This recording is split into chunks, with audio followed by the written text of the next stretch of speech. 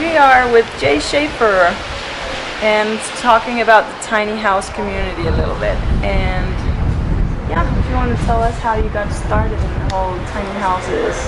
Yeah, well, every time somebody asks me why or how I got started, I have a different answer, and every one of them is true. Yeah. It's like, well, financially it makes sense, less space. So when did you build your first house? I built my first house back in, I finished it in 2000, a nice even number. Okay, yeah. Or was it 1999? I don't know what I've been telling people, but around there. Right there. Yeah. And I moved in, and immediately it started getting some attention because I guess it's an idea that whose time had come in the United States. Yeah. All we had were big houses. People were ready for it in some way. Yeah, the tide had to turn because it was all you could find in terms of new housing was big housing. Yeah. Yeah. And then, how small was the smallest one? You made one that had like a tin siding. Oh yeah. Tiny one. That's almost the tiniest one. That's the one I built for myself and my ex-fiance when we moved to California from Iowa. Yeah. Because I was afraid we might live on the street because of the prices here. Yeah, okay. And I wanted something I could parallel park by hand in little parking spots. My fear of expensive land disappeared because people started offering me land for free. Okay, so it wasn't a problem to get anywhere to park it. Apparently a cute little house gets a spot. Yeah, okay. I think. Yeah. I guess that's why they wanted people to build it. Like, your house has got a lot of attention, and probably not only the idea, but a lot of the idea, but also the cuteness of them. Yeah, they're very, and with the porches and everything, it's just very like. Thanks. I was really striving for something that was very house-like. Yeah. Because RVs have been around forever. This isn't really new. Exactly. It's just a way of introducing people to a new way of looking at it. Yeah. You could live in a very small space. You can be on vacation permanently instead of just going off in your RV for a weekend. And it's better for the environment because of the insulation instead of RVs. Oh yeah, the recreational vehicle is the term behind RV. Yeah. And this is more like HV, habitable vehicles. That's probably the only real difference. Yeah. So, but you moved away in the design point of view. You moved over to what you're doing now, and you say it's more the craftsman style, chunky. Yeah, design. I can't even keep up with my own style because I think that's the last thing I told the public, and now I'm going back to a more streamlined thing again. Okay. More modern? It's always the same house, redesigned. Yeah. And always refining it. Exactly. And it is a little bit more modern, a little bit more like post-modern, I guess. Pomo, as they say in art school. Yeah. That's amazing. Yeah. When are you planning to have those plans up? Well, no time frame. I've been planning to have them up for about 3 months. And now it's more like 3 days. So hopefully by the time this comes out. Yeah. In 2015. Yes, that's a good answer. Yeah. I think that's at some point. Yeah. I was wondering about what I always found interesting was your tiny houses. You always design them. It's like it's a separate house, but even you have intentionally the small porch out in front. So it's more like bringing people outside, and I think the point has been made a few times too about you enjoy the outside more when you have a tiny house because you don't spend that much time inside. It motivates you to be outside.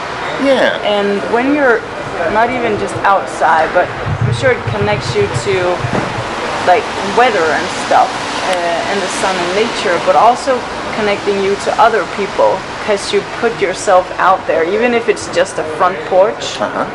How have you found that? Have you experienced that in some way? Oh yeah, I was surprised. The main benefit from living small has been freedom. Yeah. Oddly enough, it's liberating to live in a small space because now I can spend my life doing what I love instead of paying. Yeah. And part of that, I used to go outside all the time. I used to spend a lot of time outside, even in the middle of winter in Iowa. Yeah.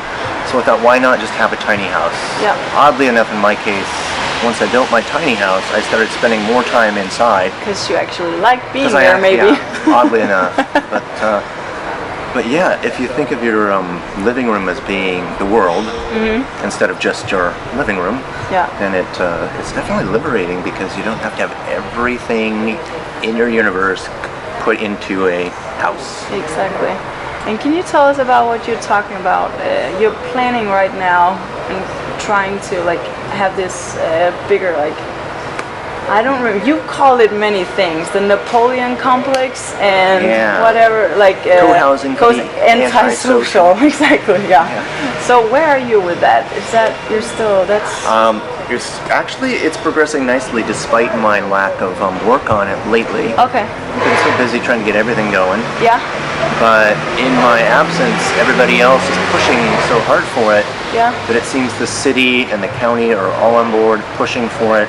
That's really And nice. those things were the things I was most worried about. Yeah. But I guess I've done the legwork to make it attractive. And it's been legwork for 10 years. Yeah, 15?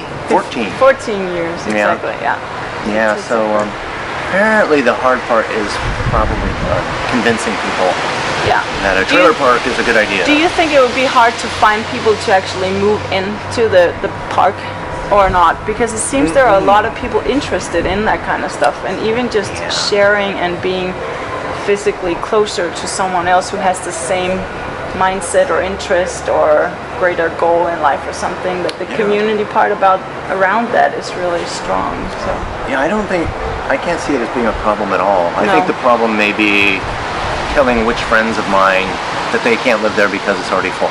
Yeah. Or I'm already thinking about the second and third and fourth village. Yeah, but it's good that there's a lot of people that want it. Yeah. And I suppose that makes it easier to convince like the county and everyone who's like the official people who have to like make it happen, that a lot of people want this. Yeah, that goes a long way, I think. When the people speak, sometimes the leaders follow, and that's happening. Exactly, it's perfect.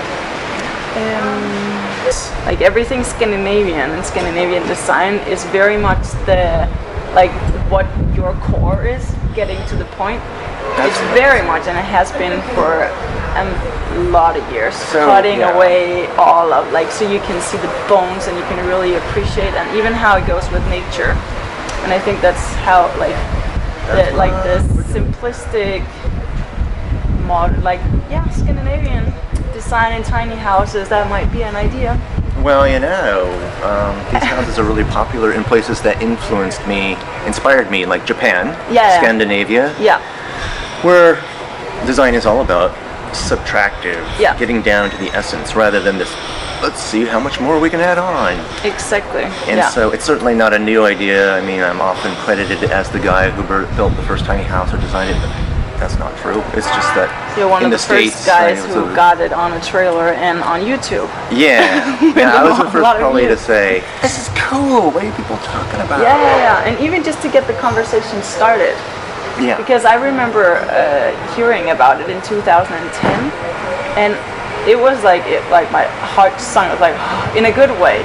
I finally had something that I could connect with that was not telling me to do what everyone else was telling me to do, which I didn't want to do, but I didn't necessarily know what the alternative was.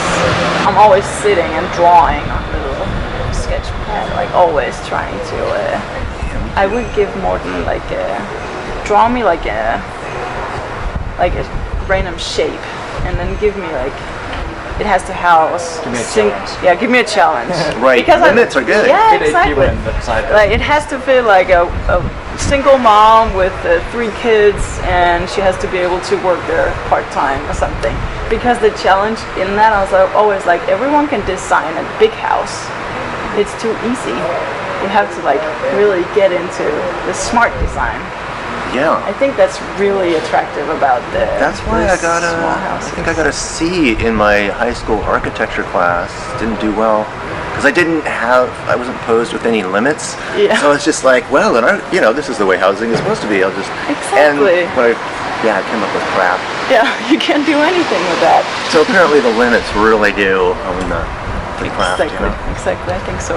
Do you have anything more that you want to communicate? Oh, no. You know, I could probably sum all of this up with just a statement. Tiny houses are more efficient. The end. Yeah, exactly. But instead, I can go on for years elaborating on that, and there's so many variations within that it's fun to do. Okay, I have one quick question. What do you think you'll be doing in 10 years from now? Hopefully, well, at least now I hope that I'll be living in the tiny house village of my dreams, next to my ideal neighbors, living with similar values around simplicity, but varied otherwise, and with my little family. You know, that's about as far as I get. I haven't planned much further than that at this point. Yeah. Oh, and I'll be really rich, because everybody will recognize how brilliant my designs are, and I'll make lots of money. Go to Four Lights, right? Yes. FourLightsHouses.com. Go to FourLightsHouses.com and buy all of Jay's plants. Yes, thank you. Thank you for sitting down with us and taking time. It's a pleasure. It's a pleasure.